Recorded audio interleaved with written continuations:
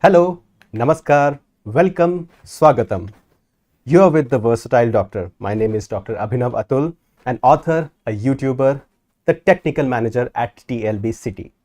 It is my privilege once again to come before you with another live episode of the author interview, the series where I bring to you the story behind the story, the spice outside the pages, and the soul of an author.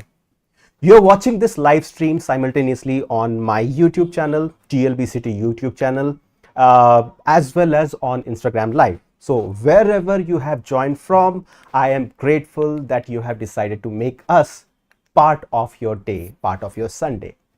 The comments are open. Throw in any comments, any talk, any question that you may have on any of these channels. I'll do my best to address them all. And remember, the person who puts in the best comments, I mean, we are not talking about the number of comments, we are not talking about the bunch of emojis, the most engaged conversations, that person will receive a paperback copy of The Portrait of a Secret, authored by the guest of honor in today's live stream, Tarun Mehrishi.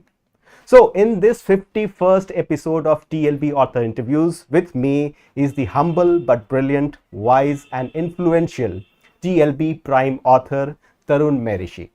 In his debut novel, The Portrait of a Secret, Tarun draws inspiration from true events and weaves a tapestry of conspiracy, suspense, romance. Well, it pans across the globe and crosses centuries. This national bestseller has been a pleasure for me to read and a delight for me to recommend for many months. But let me not steal any more fun away from the conversation and allow me to welcome the guest of the house. Hearty welcome to the live stream, Tarun, and congratulations on your book becoming the national bestseller. Please tell us Hey, about yourself and more about your book, Tarun. okay, thank you, Doc. I'm going to call you Doc through this conversation. I hope that's okay. Of course. So a little bit about. Thank you for that flattering introduction. It's something one is unaccustomed to hearing, so it's nice to hear. Um about me, I had the privilege of doing my graduation from the National Law School in Bangalore. I spent a few years practicing law, but got bored of it relatively quickly. Moved on to pursue my passion for sport. As you can see, I'm no longer capable of being an athlete, but that didn't mean I couldn't try and do something on the management side. So I did work in sports for about a decade. I worked here in Delhi with a small sports marketing outfit, which has since grown quite considerably. And then I worked in Bombay with the sports division of Reliance Industries, which does a lot of work around all of sports in India, especially around cricket. Then I got lucky in a sense. COVID struck. COVID meant my industry took a pause for a bit, almost instantly. There was no question of doing anything around sport while COVID was on, so we really struggled during that phase. But the silver lining in that dark cloud was that I got time to finally put pen to paper. It was a dream for a long, long time, but nothing that was ever seriously pursued. I wrote for fun, I wrote for my companies, I wrote when I could, but this was the first time in 20 years that I had adequate leisure time on my hands to actually try and make a real book happen. And to be honest, we started off, and I say we consciously, but we started off on a lark. It was more to fill the time to scratch an itch, and that just snowballed into a book that was then picked up by Penguin and published. And I'm glad you are recommending it. You liked it. Hopefully, a lot more to come. We are very glad that you are here, and listening to your story brings me to the next point that I'm going to put up in this conversation.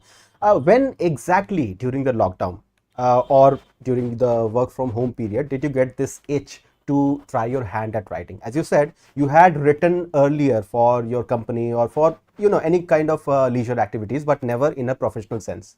So, what was the trigger actually? The trigger was twofold. One was that my son Shaurya was born well towards the end of 2019, and as the first lockdown came around, we literally had very little to do. in my sports marketing company. We did try and pivot to various other avenues where we could try and meaningfully connect audiences to sport, but it was a hard slog. And a couple of weeks into this, one realized that we could endlessly spend time debating the same issues. And we did spend a lot of time debating what we could do, but recognition was that there was enough free time then to make a head start. And the way it really went was I got about 70% of the book done in maybe 3.5 weeks. And then when the veil of COVID was lifted, we had to get back to work. And then it took me another 2 years before I gathered the courage to find the time to finish that book. And courtesy my very kind employers, then I had the opportunity to take a sabbatical, which allowed me to actually finish up that book.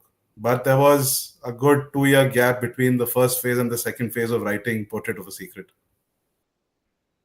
So we are talking about a book which is 280 pages long, and you said the first first half of the book was written in a span of weeks, whereas you took another years. I mean, maybe 2 or 3 years to get it to the shape it is right now, right? Oh, absolutely. The first 70% came out very, very, very smoothly. Uh, and the book has gone through its own metamorphosis. It was a love story between Devika Rani and Svetoslav Rorik to start with. It had a few elements around the theft of those paintings, the criminal angles of it, but it only became as layered as I think it is today once a couple of friends had invested time in reading it. And much is owed to 3 or 4 people who took time from very busy schedules to actually read through the manuscript, provide suggestions, and the title, for example, comes from a very dear friend. It took him about 3 seconds to suggest a title that we've been debating for 3 weeks. A friend of mine called Vinay Sitapati, who's written two fabulous books. One, well, Half Lion was quite a favorite of mine as well. It was his feedback to begin with that the book had some meat in it, which really kept me going. Otherwise, it's quite possible that 60-70% the way in, we might have given up that struggle at that point itself. So, encouragement came at the right time. I think there's a good lesson in there, a good memory in there, that sometimes that push is required, and that might be something that needs to come externally as well. That's a quite engaging story. But I would like to have some clarity on why you are always talking about a we. So it is all talking about your friends who encouraged you or who were your alpha readers, or is there something else going on? No, there's nothing else going on. But it is otherwise such a lonely effort to try and write a book, and you never really know, right? Whether you are missing the forest for the trees, whether your ideation is good enough, whether you're sending it to an agent or a publisher in a format where it's unlikely to be accepted. I say this often, if you can find 4 or 5 people that are going to meaningfully engage with the book and tell you the brutal truth, you are halfway to getting a publishing deal. If these people happen to be family or people are going to tell you you've done a great job even when they don't believe it, then that's a pointless, absolutely pointless exercise, a waste of everybody's time. But fortunately, these friends are close enough that they're happy to tell me to my face that pieces of the book are unreadable, or that there are layers that are completely missing, or there are errors. And these are busy lawyers for the most part, so getting their time is not easy. And then getting this kind of depth, it's a boon to have these kind of people in my corner. My second book, for example, is also very heavily ideated on by two friends who've read 4 drafts of that manuscript to now allow us to move towards publishing. So that's why I always say we. I don't think it's just me writing these books. These guys actually sort of deserve the moniker of being co-authors for this book. And I just want to say again to them, to everybody who's listening, that the gratefulness is undefinable. Without them, neither of those books would have existed. This is a very unique perspective. Yes, being an author is a lonely pursuit, but the way that you have put it is quite mind blowing. So, as you went through this whole process of draft after draft, revision after revision, chapter after chapter, was there a point when you felt, what am I doing? What I'm writing is crap? If so, what did you do? I mean, what kept you going? There are lots of points when you feel that what one is writing is not right. It's not something you want to put out under your name. And for me, two or three things work. Unlike disciplined authors who will put in the hours every day, I am more right when the fancy strikes me. So sometimes just taking that break, switching off, letting the brain process in the background whatever you're thinking helps immensely. And you might get a breakthrough which you hadn't thought of out of the blue. So that's certainly part one that works for me. Part two is relying on the friends that I spoke about and relying on the family to read and suggest ideas that might drive the book forward. Uh, and sort of point 1A is the switching off is sometimes very important because you're so zoomed into every word that you're literally losing sight of where you wanted to go with the book. Right? You're trying to refine every word, every sentence, and you've really forgotten the big picture. So that zoom out is essential at times.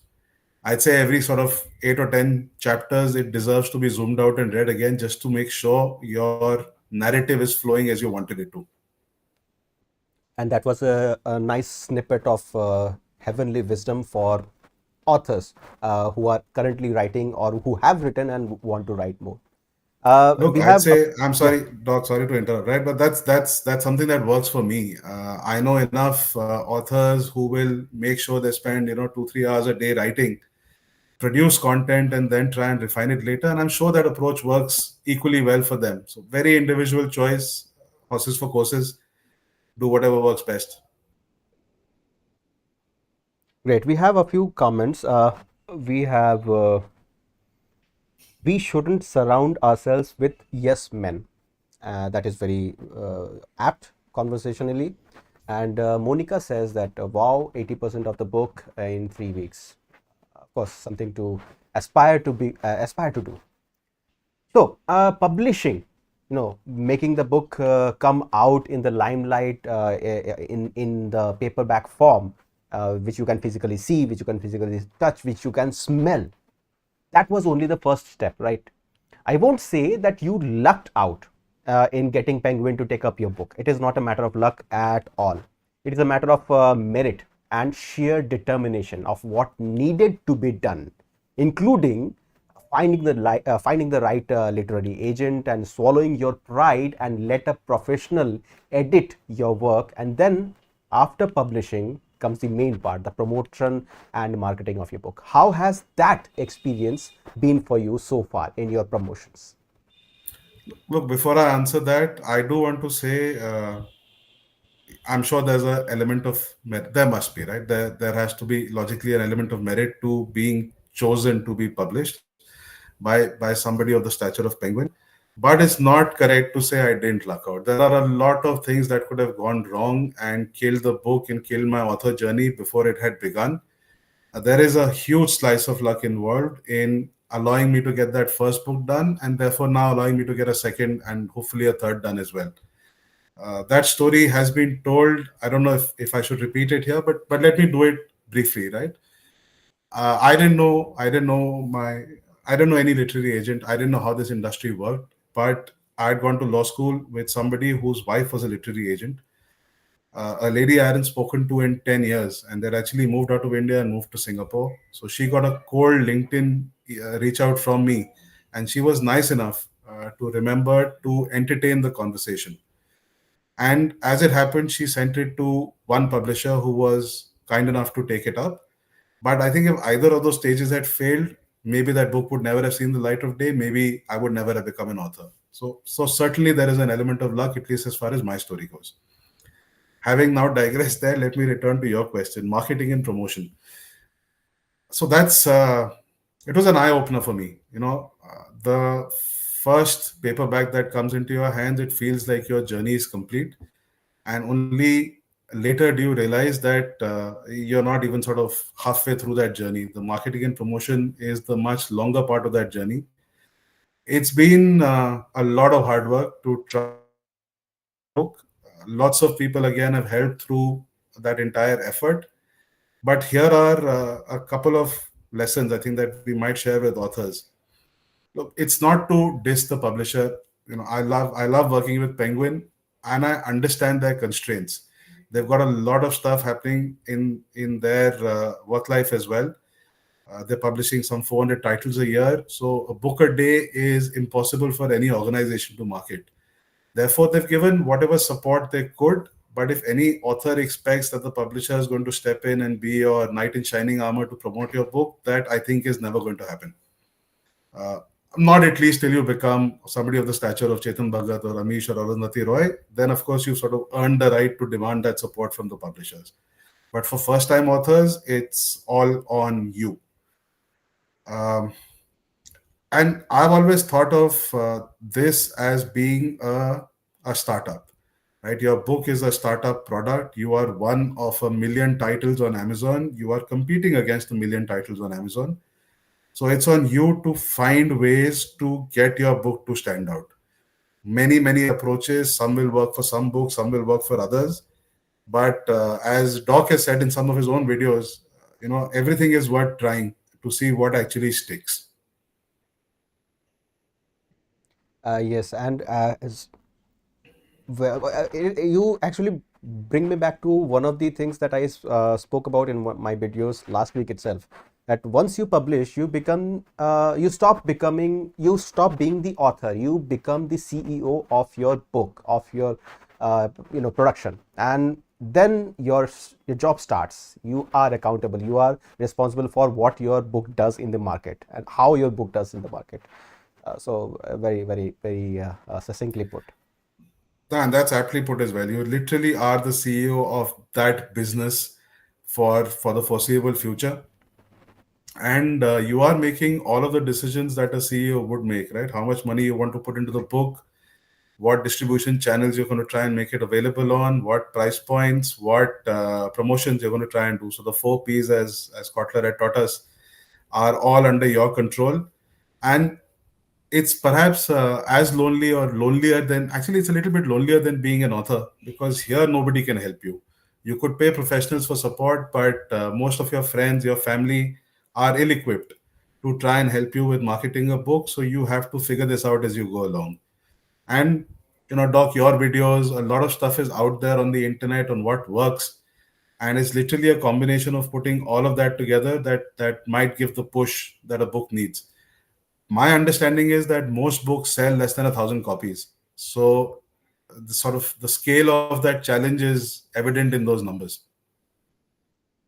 No, you're right. And in medical sciences, we have something called idiopathic. So when we don't know how a disease occurs, we say that it is idiopathic in nature. So we don't know what the actual reason is. It might be something that someone wiser or more knowledgeable than us can figure out. And the same goes for marketing and promotion. Something can click, and you can spend hours and weeks and years into marketing and promoting your book, and maybe nothing works, but that's the way it is. We Yeah, have a but few comments. yes. Yeah, sorry. Please go ahead.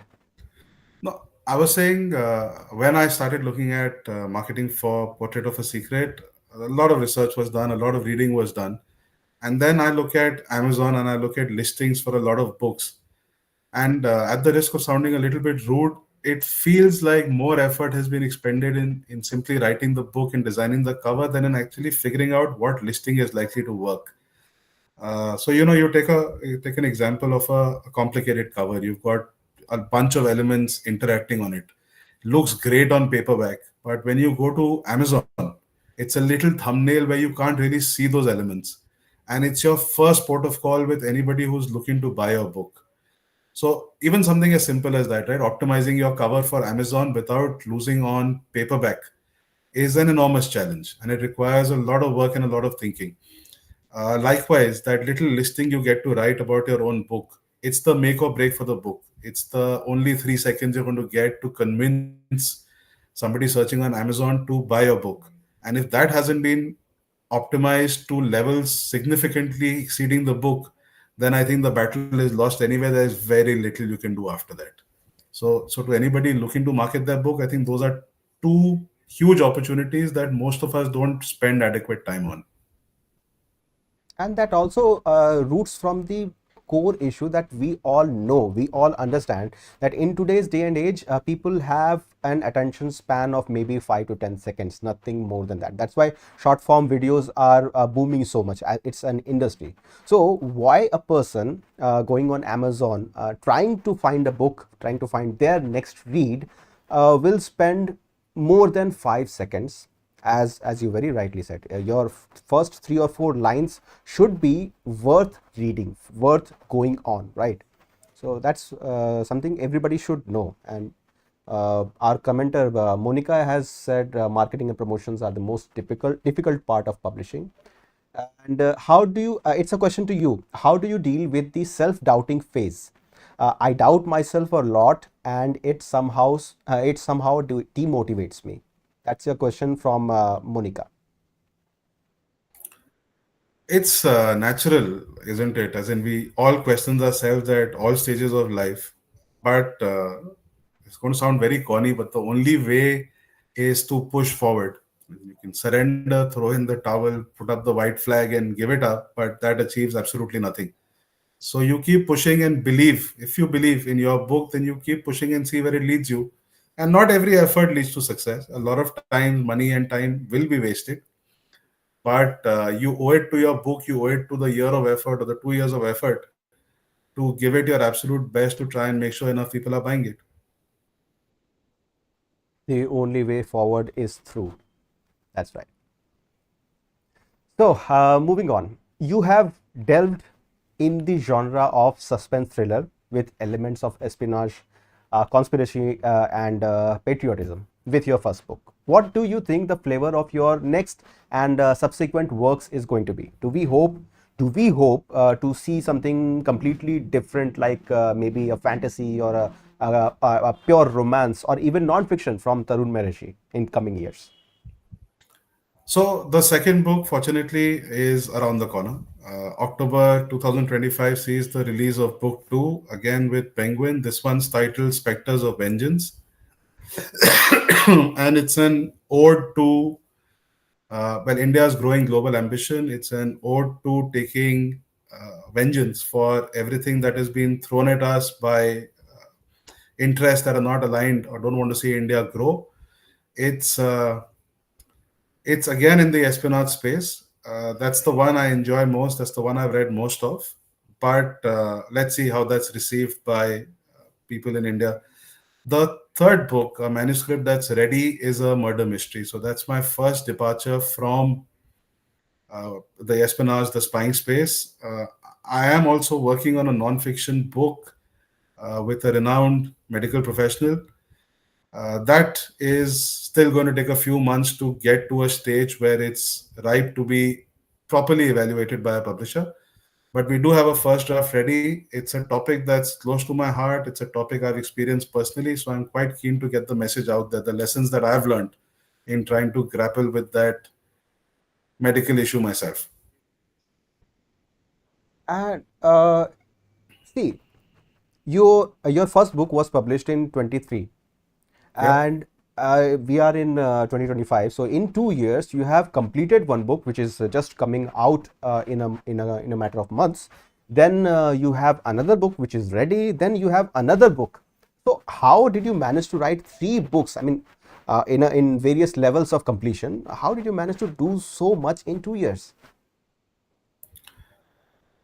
It's the answer I wanted to actually say was it's actually not that much, right? You I can think of authors that are far more prolific than that. I think we've had a discussion about it in the past as well. Somebody managing to author 70 books in 3 years, which is incredible. But I concentrate most of my energies now on writing. This is the direction I've chosen myself for the foreseeable future. Yes, I have businesses that I'm involved in on the side, but my partners have been kind and freed up enough time for me to be able to give to writing while they do the hard yards on operations on the other side. Um, so I do put in the hours. It's not to say that this is coming easily. I am writing 4 5 hours a day most days. 4 5 hours is a lot of writing. It's quite exhausting at the end of it. I read and I work on my businesses other than spending time with my family. So that's really the four things that I'm properly engaged in. I think I could do more, but probably not without compromising on the quality I want to deliver. Yeah, that brings up a kind of it's not a meme actually. It's part of an interview, a conversation between George R. R. Martin and Stephen King. So one person is has written a lot of books, and their next book is coming for the last 12 years. It's awaited for the last 12 years, and the Stephen King is like churning out books after books after book. So you are safe to say you are somewhere in the middle, and it's very nice to see that you have tried to balance your personal life, your professional life, as well as making out time for your passion. Now, it's very easy to say that writing is my passion, putting out books is my passion, but to to put in the work, to put in the effort like you are doing right now is an inspiration. So, talking about inspiration, what or who was your biggest inspiration for writing this book, and who is your absolute most favorite author? So the inspiration for writing this book, that's the easiest question to answer. Let me take that first. That inspiration actually came from an article in, I think it was the Times of India, but it might have been the Hindustan Times. And now I read the papers with a completely different lens from how I used to earlier. And there are hundreds of stories every day. And then, as long as you're willing to fictionalize a lot of it, there are hundreds of ideas in the papers every day. A lot of these articles are ready to be converted to books. Uh, so the article for Portrait of a Secret actually just spoke about two paintings that had been stolen from India, and it referenced Svetoslav Rorik and Devika Rani. And for me, that was an exciting story in itself, worth diving into. So when the time came, the research immediately flowed in this direction. And and the papers had it right. Yeah, the story was interesting. Yes, the truth was more linear, and we had to add layers and narratives to the story to make it more palatable, but the core of the story came out of that article. Same for the second book. There are enough articles in the papers which form the basis of that book as well. The third one, of course, is just entirely a work of fiction that comes out of my mind. Who are my favorite authors? My favorite book, it's hard to say. There's actually a book called 10% Human, which speaks about the microbiome in our body, which is a book of medicine. It's a book of science, but written in in the style of a thriller. I now forget the name of the author, but an absolutely outstanding book. As far as authors go, I've always enjoyed the Pattersons, the Sheldons, the Clancys, now the Lee Childs, and this is a lot of the reading I do. That said, my agent, my friend Smita, is now pushing me in different directions, so I am reading a lot more widely. And a good book recently read was Yellowface. I remember I have heard about Yellowface, but I have never, never checked it out. So something that I probably might look into. So time to take a few more comments. We all miss out on a lot of great books because they don't get the spotlight they deserve, which is right. And the solution is you are the one. The author is the one who has to find out how to bring your book into the spotlight. No one else is going to do it, right? And even this definition of deserve is something worth looking into, right? You can write a great book, but does it deserve the spotlight if you're not putting your effort into marketing it? Maybe not. And it could work the other way around as well, right? You've written an average book, but for some reason it's clicked with audiences and it's got itself into the spotlight. It's all a little bit up in the air. I don't think there's real science behind it. It's a little bit of art, a little bit of feel, and you sort of change track as you move along and try and find those things that are sticking with audiences. So you write the book for the reader, not for yourself. That's kind of the thing that you can take away from this, right? I think usme bhi, there's a bit of a nuance here. You do write a book. I speak about Portrait, right? Portrait was not necessarily written. That's also not entirely accurate. I'm finding it hard to phrase it correctly. But Portrait was written as uh, as an avenue to scratch that long-standing itch. It wasn't necessarily written with the view that it would sell lots of copies. Once it became a book, of course, goalposts shifted and one wanted to do more with it. But the original writing was for self. I just wanted to produce a book that people enjoyed reading. The second one, I've been slightly more conscious about trying to write a book that readers will hopefully enjoy more, even though it's not exactly as layered as Portrait was when I wrote that first book. Mm. A few more comments. Not a non-fiction reader, Monica says. She's not a non-fiction reader, but uh, the did you just say the medical profession? Yes, he said it is linked to a medical condition. And Monica again says, "You are truly inspiring, sir." Of course, you are inspiring. So here, She's I'd pause and talk a little bit more about this book that I have in my hand. The beauty of this book is in the fact that while reading it, at no point does it feel that the events of the decades past might not have actually taken place or might not have taken place in the manner as it is depicted. And the contemporary parts of the story, the parts that took place in the here and now, they are so relevant, so realistic, that makes the book come alive in the reader's mind. I remember while reading this book, I also found that John Oliver, who is the host of and the HBO series Last Week Tonight, he had covered the Sotheby's, you know, institution. So Sotheby's is the internationally renowned corporation for collection, auction, and brokering of fine arts, collectibles, and other items, which are actually mentioned in this book.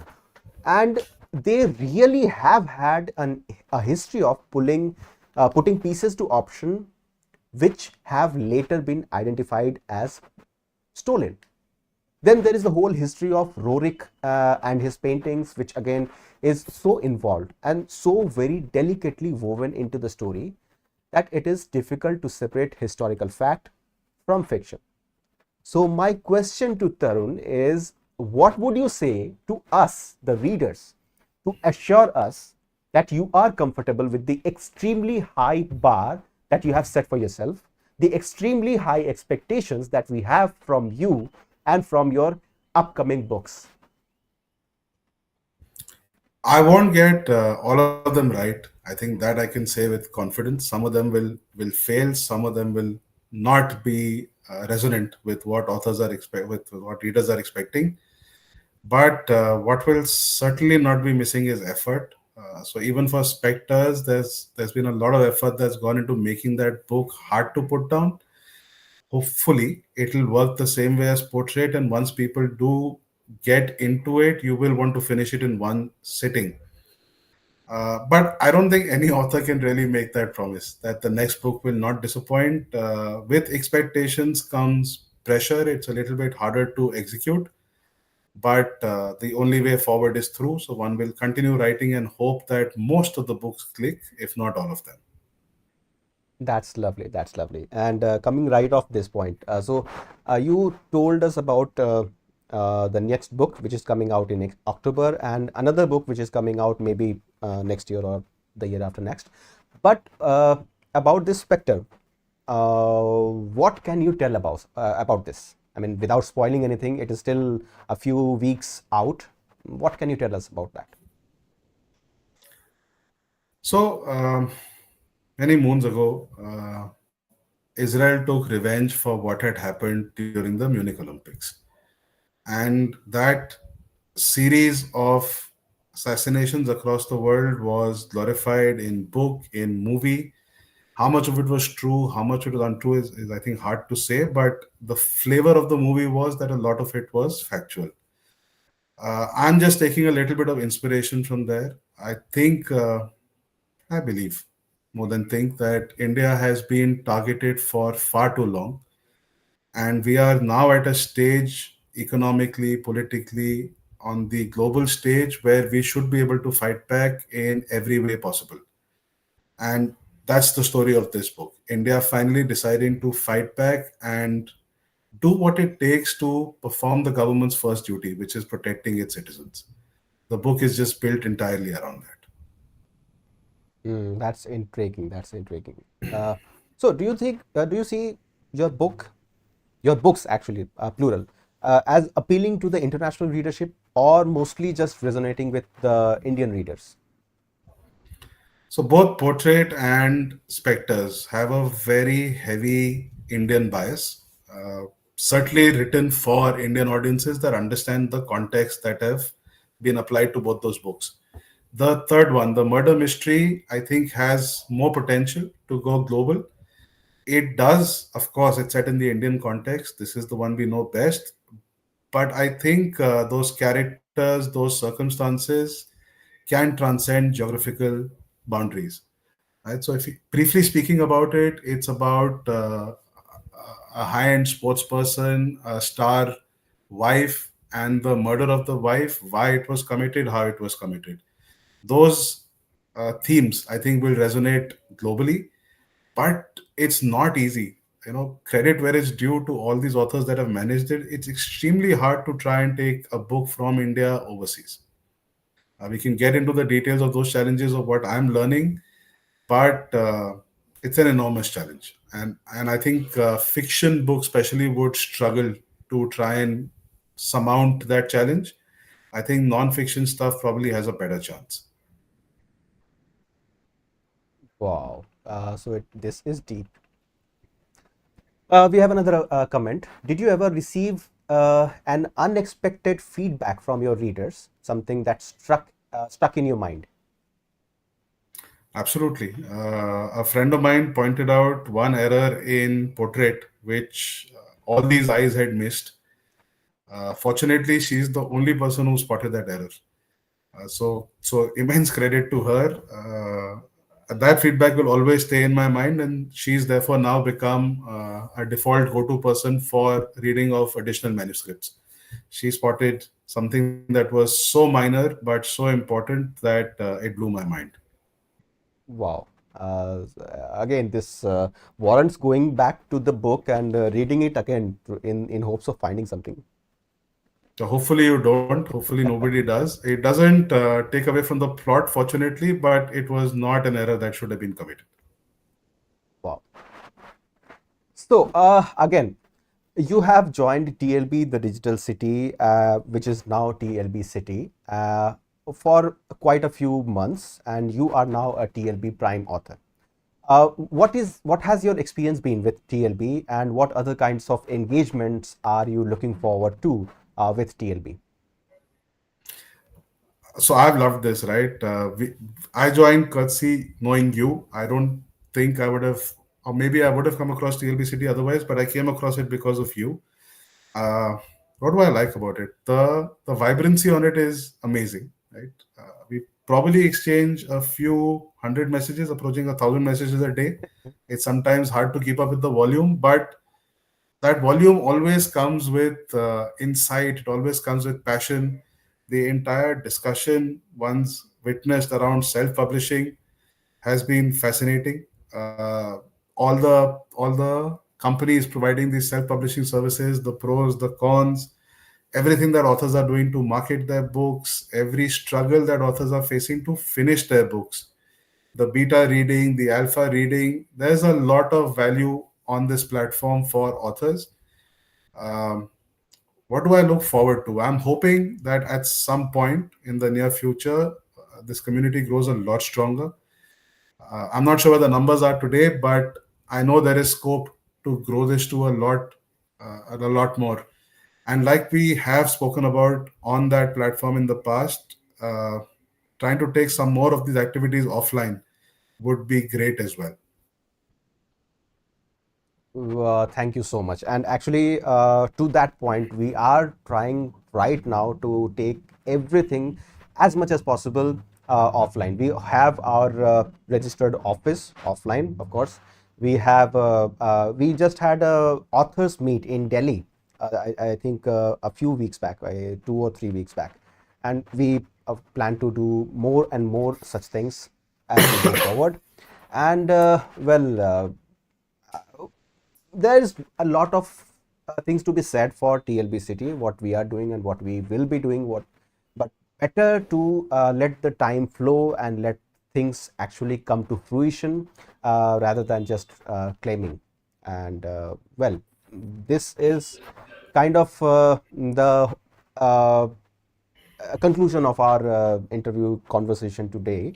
We have this comment again. So Monica said, touchwood, may TLB grow big and bigger. Of course, touchwood. So this is all that we have this night, bringing Tarun Mehrishi face to face with the authors, with others at TLB City.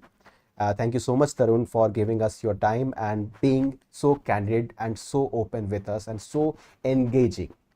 Before we end, I would like to give the mic back to you and so to speak, anything that you want to say, closing remarks. Closing remarks. No, you've been extraordinarily kind. So thank you. Pleasure to be here. Absolute pleasure to be at every TLB City event. Had to miss the Delhi one, unfortunately, but I promise to make the next one. And the only thing I'd like to add is that if there is anything I can do, other than what we try and do on TLB City to push the community forward, I'd love to be involved on other matters as well. But I leave that to you and Sharad to figure out if there is scope. But otherwise, I'll do what I can to continue pushing our agenda, our joint agenda, as we move forward. We might just take you up on that promise very soon. Wonderful. So it has been an absolute pleasure talking to you. And to each and every person who has joined this conversation, either on YouTube or on Instagram, thank you so much. We will continue to bring more and interesting, lively conversations to you regularly. If you are not yet a part of TLB City, I don't have much to say to advertise TLB City. The ever growing membership and the ever diversifying arenas inside the city are a testament to what TLB stands for. We will welcome you with open arms whenever you decide to enter the city, whenever you decide to step in. There is something for you to explore and enjoy in this city that I am sure of. Until next time, this is Dr. Abhinav Atul signing off. Have a good night. Keep reading, keep writing, and keep the passions alive. Thank you so much for joining in. Oh, of course, before I sign off, so the star commenter, star engager for today's session is Monica Sani. So Monica, congratulations. I know you, I can see you are online. You'll be receiving this book very shortly. So that is all. Thank you. Have a nice night. Have a nice weekend, whatever remains of it. We will see each other again. Thank you so much. Thank you. Good night.